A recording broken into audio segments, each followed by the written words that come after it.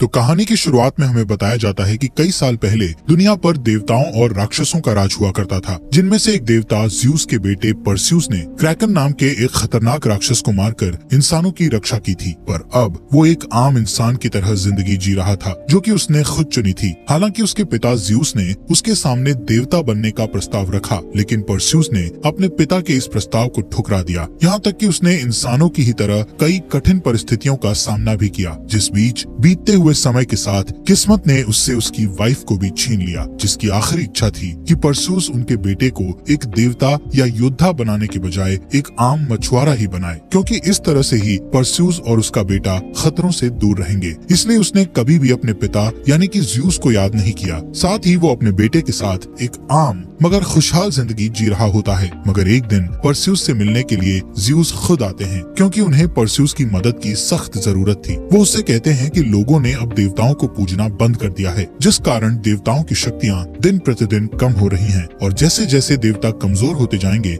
उसी तरह उनकी बनाई सारी चीजें या रचनाएं भी नष्ट हो जाएंगी। अब जब ज्यूस परस्यूस से ये सब कह रहे होते हैं, तभी अचानक से वहाँ पर हल्का सा भूकंप आता है, जिसे देखकर परस्यूस समझ जाता है कि ये टार्टर्स की दीवारें कमजोर होने के कारण हो रहा है, जो कि असल में एक ऐसी जेल है जहाँ पर कई सारे खतरनाक और विशाल दैत्य कैद हैं, जिनमें से एक ज्यूस के पिता क्रोनोस भी हैं। यहाँ ज्यूस परस्यूस से बोलते हैं कि दिन प्रतिदिन टार्टर्स की दीवारें कमजोर होकर टूटती जा रही हैं, और अगर टार्टर्स तबाह हो गया तो क्रोनोस आजाद होकर पूरी दुनिया को खत्म कर देगा। साथ ही अगर लोग ऐसे ही देवताओं को भुला देंगे तो हम भी पहले की ही तरह अमर नहीं रह पाएंगे, मतलब कि अब हमारी भी मौत हो सकती है। जो सब बातें सुनकर परस्यूस उनसे पूछता है कि आखिर वो उसे ये सब क्यों बता रहे हैं, ये तो देवताओं की समस्या है। इस पर ज्यूस बोलते हैं कि क्रोनोस को रोकने के लिए उन्हें उसकी मदद चाहिए, जिसके लिए परस्यूस इनकार करके उन्हें वहाँ से चले जाने के लिए कहता है, क्योंकि वो नहीं चाहता था कि वो और उसका बेटा इन सब मुसीबतों में फंसे। जो बात सुनकर ज्यूस भी उदास मन से चुपचाप वहाँ से चले जाते हैं। अब इसके बाद ज्यूस अपने भाई पोसाइडन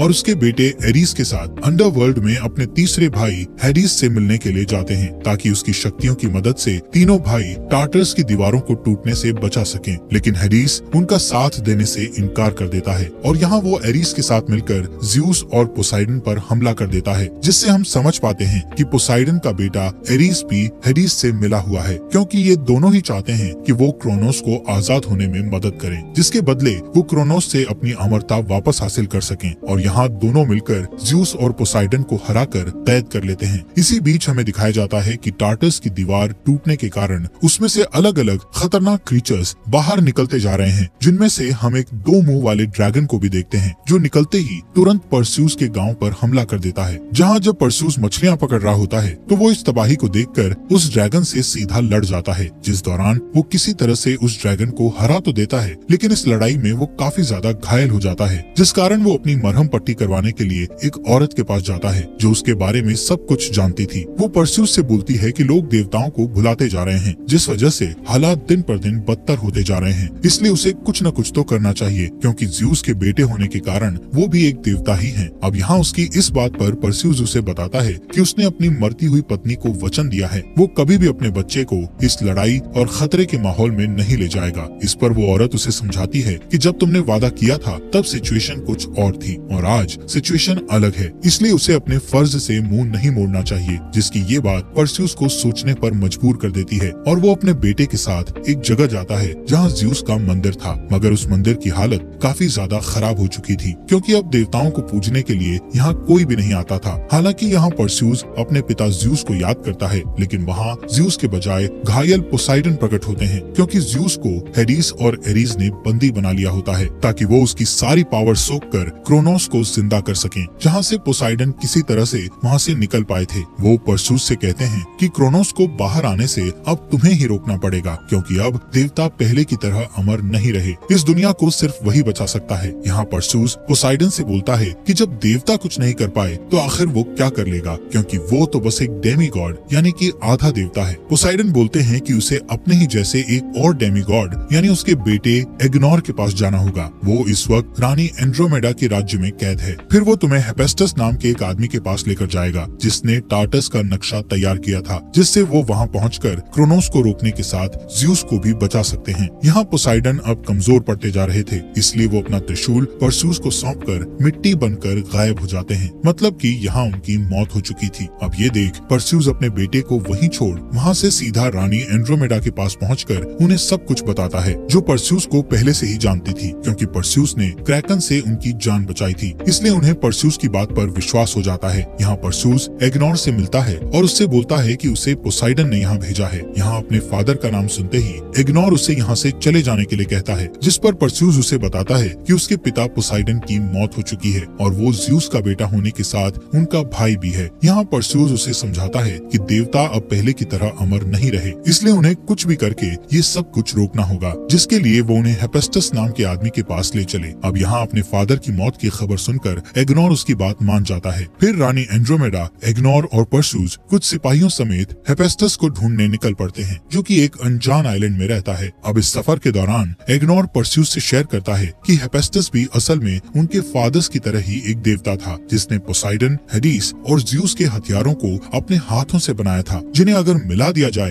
तो वो एक ऐसा शक्तिशाली हथियार बन जाता है जिसकी मदद से क्रोनोस जैसे ताकतवर दैत्य को भी मारा जा सकता है। दरअसल हेफेस्टस खुद भी एक देवता था, जिसकी शक्तियाँ ज़्यूस और पोसाइडन ने उससे छीन ली थी, क्योंकि उसने एक समय पर हेडिस की मदद की थी, जिस कारण अब वो लोगों की नजरों से दूर एक अनजान आइलैंड पर आम इंसानों की तरह जिंदगी बिताता है। अब जल्द ही ये लोग उस आइलैंड पर पहुंच जाते हैं, लेकिन हेफेस्टस तक पहुंचने के लिए इन्हें एक घने और विशाल जंगल से होकर गुजरना था, जहां परस्यूस देखता है कि उस जगह काफी सारे ट्रैप्स या फंदे लगे हुए हैं, जिनमें से एक में एग्नोर गलती से फंस जाता है और उसके फंसते ही कोई उसे अपनी तरफ खींच लेता है, जिसे परस्यूस बचाने के लिए उसके पीछे भागता है कि तभी उसकी तरफ कोई एक पेड़ की डाल फेंकता है, जिससे परस्यूस बाल बाल बचता है और तभी अचानक से उसके सामने बहुत ही विशाल एक आंख वाला दैत्य आता है, जिन्हें इस मूवी में साइक्लॉप्स बोला गया है, जो कि इतना बड़ा था कि वो किसी भी इंसान को मच्छर की तरह मसल दे। लेकिन परस्यूस उससे बहादुरी से लड़ने लग जाता है और फिर वो किसी तरह से उस साइक्लॉप्स को नीचे गिराने में कामयाब हो जाता है। फिर वो उसके ऊपर चढ़कर उसे पोसाइडन के दिए हुए त्रिशूल से मारने के लिए बढ़ता है, मगर तब तक वहाँ और कई साइक्लॉप्स आ गए थे, जो कि जब परस्यूस के हाथों में वो त्रिशूल देखते हैं तो वो सभी उसके सामने अपने घुटने टेक देते हैं। साथ ही वो एग्नोर को आजाद करने के साथ उन्हें हेफेस्टस तक पहुंचने का रास्ता भी बताते हैं, जहां पहुंचकर परस्यूस हेफेस्टस से सब कुछ बता देता है। जो बात जानकर हेफेस्टस बोलता है कि अगर क्रोनोस आजाद हो गया तो ये पूरी दुनिया तहस नहस हो जाएगी। यहाँ परस्यूस उनसे बोलता है कि आपने ही देवताओं के 3 सबसे शक्तिशाली हथियार बनाए हुए हैं, जिसकी मदद से पहले भी क्रोनोस को हराया जा चुका है, इसलिए अगर वो उनका साथ दें तो इस मुसीबत का सामना कर सकते हैं। पर हेफेस्टस का कहना था कि वो अब एक आम इंसान है, उसकी शक्तियाँ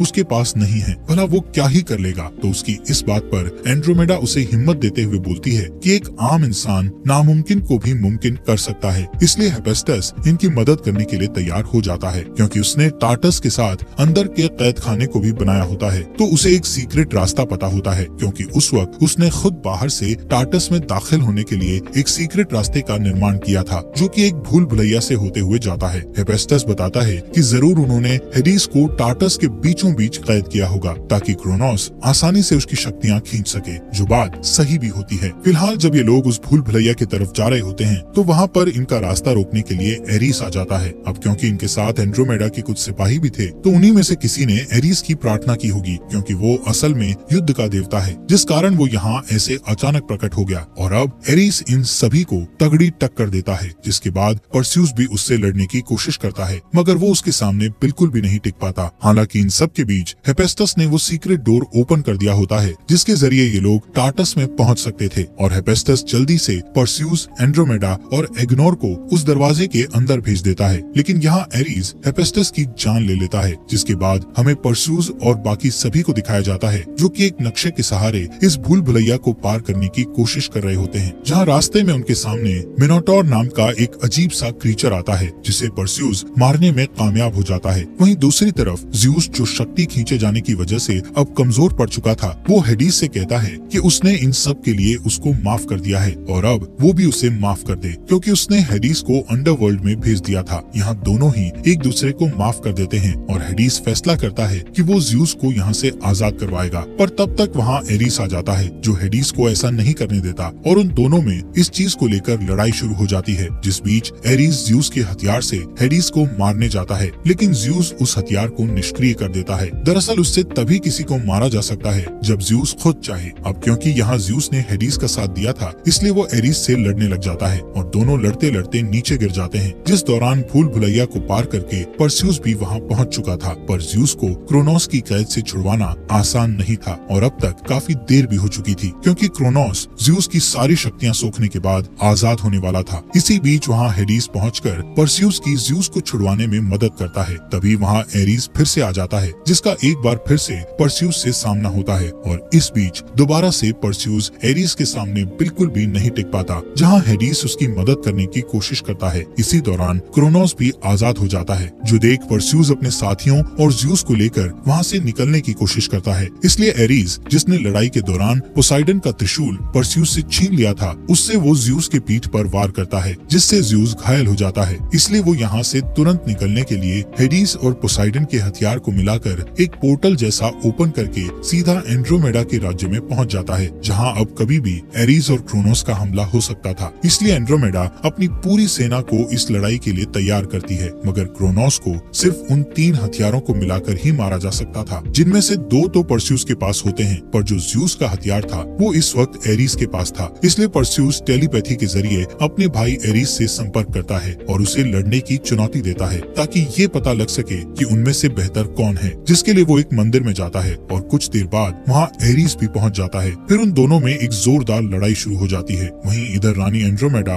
और एग्नोर सेना के साथ उन सभी शैतानों का सामना कर रहे होते हैं जो टार्टस से क्रोनोस के साथ आजाद हुए थे। और तभी इसी बीच वहाँ क्रोनोस आ जाता है, जो जिधर भी जा रहा था वहाँ सब कुछ खत्म होता जा रहा था। उसके सामने टिकना किसी के लिए भी नामुमकिन साबित हो रहा था। इसी दौरान ज्यूस से मिलने के लिए हेडिस आता है। वो उससे कहता है कि हमें मिलकर क्रोनोस को कुछ देर तक रोकना होगा, ताकि परस्यूस को कुछ देर और समय मिल जाए। और इतना कहने के बाद हेडिस ज्यूस को अपनी आधी शक्तियाँ दे देता है, जिससे अब वो पहले की ही तरह हो जाता है। लेकिन अब भी दोनों सिर्फ क्रोनोस को कुछ देर तक रोक सकते थे, मार नहीं सकते थे। जो बात जानते हुए भी वो क्रोनोस का अपनी शक्तियों से मुकाबला करने लगते हैं, जिसने चारों तरफ तबाही मचाई हुई थी। साथ ही ज्यूस की शक्तियाँ खत्म होती जा रही थी, जिस कारण वो एक बार फिर से घायल हो जाता है। वहीं दूसरी ओर परस्यूस भी ज्यूस के हथियार की मदद से एरिस को मारने में कामयाब हो गया था और अब वो बिना देरी किए पोसाइडन, हेडिस और ज्यूस के हथियार को मिलाकर एक नया हथियार बनाता है, जिससे क्रोनोस को मारा जा सकता था। इसलिए तुरंत वो अपने उड़ने वाले घोड़े पर बैठकर क्रोनोस को मारने की कोशिश करता है, जो काम इतना आसान नहीं था। लेकिन वो क्रोनोस के वार से बचते हुए उसके मुंह के अंदर जाकर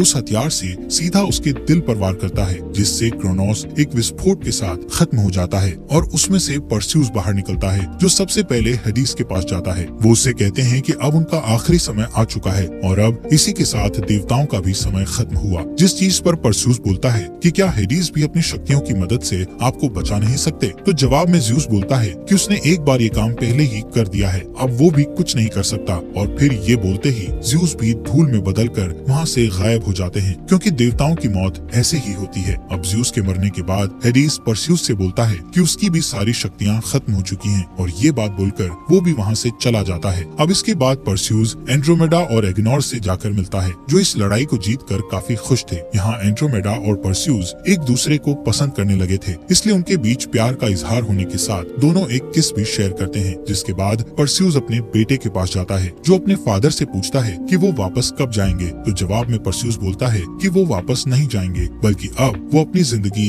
एक योद्धा की तरह जिएंगे। फिर वो उसे बताता है कि वो महान ज्यूस का पोता है और साथ ही वो उसे अपनी तलवार देकर कहता है कि क्या वो इस तलवार का भार संभाल पाएगा, जिसके जवाब में उसका बेटा हाँ में जवाब देता है। और इसी के साथ ये मूवी यहीं एंड हो जाती है।